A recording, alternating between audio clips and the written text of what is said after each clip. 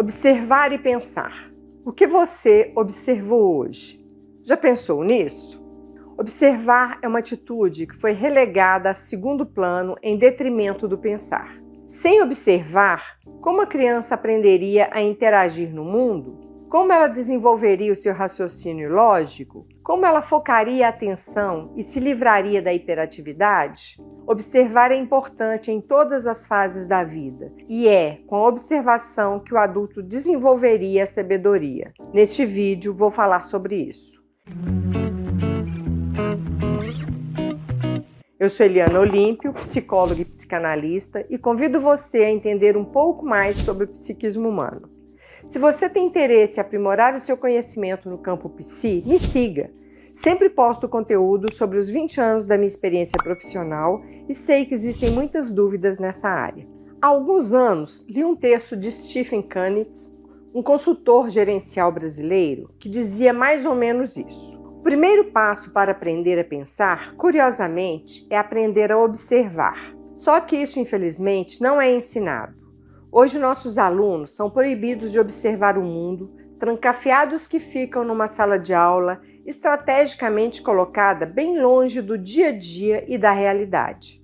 Nossas escolas nos obrigam a estudar mais os livros de antigamente do que a realidade que nos cerca. Observar para muitos professores significa ler o que os grandes intelectuais do passado observaram.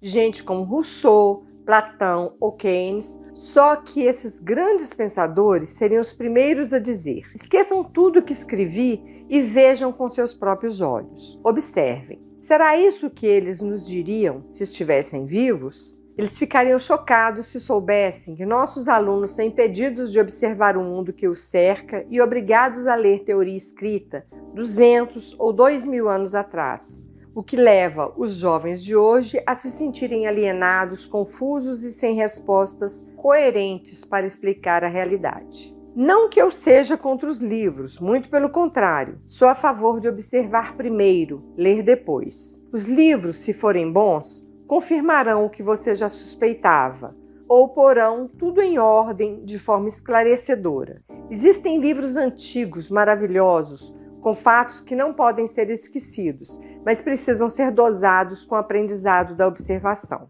Ensinar a observar deveria ser a tarefa número 1 da educação. Quase metade das grandes descobertas científicas surgiu não da lógica do raciocínio ou do uso da teoria, mas da simples observação auxiliada talvez por novos instrumentos como o telescópio, microscópio, tomógrafo ou pelo uso de novos algoritmos matemáticos. Se você tem dificuldade de raciocínio, talvez seja porque não aprendeu a observar direito e seu problema não tem nada a ver com a sua cabeça. Ensinar a observar não é fácil. Primeiro, você precisa eliminar os preconceitos, que são a carga de atitudes e visões incorretas que alguns nos ensinam e nos impedem de enxergar o verdadeiro mundo. Há tanta coisa que é escrita hoje simplesmente para defender os interesses do autor ou do grupo que dissemina essa ideia, o que é assustador. Se você quer ter uma visão independente, aprenda rapidamente você mesmo a observar. Ele diz: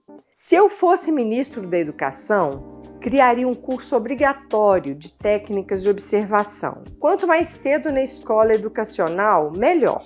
Incentivaria os alunos a estudar menos e observar mais, e de forma correta. Um curso que apresentasse várias técnicas e treinasse os alunos a observar o mundo de diversas formas. O curso teria diariamente exercícios de observação como: primeiro, pegue uma cadeira de rodas, vá à escola com ela por uma semana e sinta como é a vida de um deficiente físico no Brasil.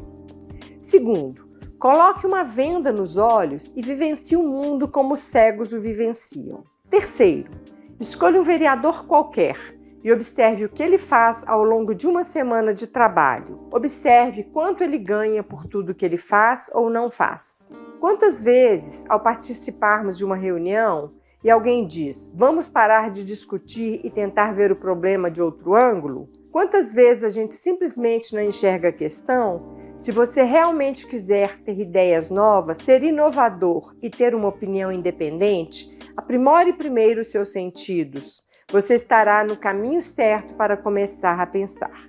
E aí, fecha aspas. Bem, e aí? Você já observou a sua volta hoje? Deixe sua opinião aqui nos comentários. Se esse conteúdo te ajudou, curta, compartilhe e facilite a circulação desse vídeo. Obrigada!